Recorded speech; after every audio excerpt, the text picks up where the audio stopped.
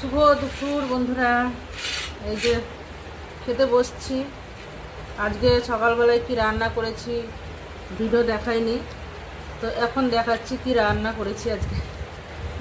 কালকে আমাকে একজন কমেন্ট করেছে, বলে এখন পুজোর সময় বাড়িতে কেন খাচ্ছ?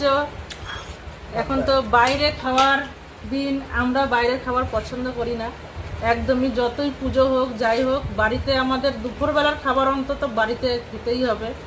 মাছের ঝোল ভাত, না হলে নিরামিষ হলেও চলবে, কিন্তু ভাত খেতে হবে পেট ভরে দুপুরবেলা।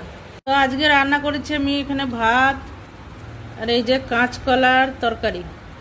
কাঁচকলা দিয়ে আর গাজর একটা গাজর ছিল, গাজরটা দিয়ে দিয়েছি, দিয়ে কাঁচকলার ঝাল আর কি। এখানে করেছে আজকে দেখুন রুই মাছটা ঝোল করেছি, মানে হালকা হালকা ঝোল করেছি, ঝোলের তরকারি নেই বলে।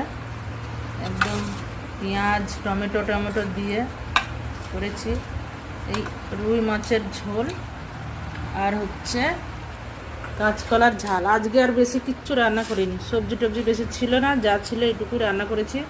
আর সকালে এখন অনেক তাড়াতাড়ি কাজে যাই বলে অনেক তাড়াতাড়ি করে রান্না করতে হয়, তো দুটো তরকারির বেশি আর আমাদের তরকারি করা হচ্ছে না।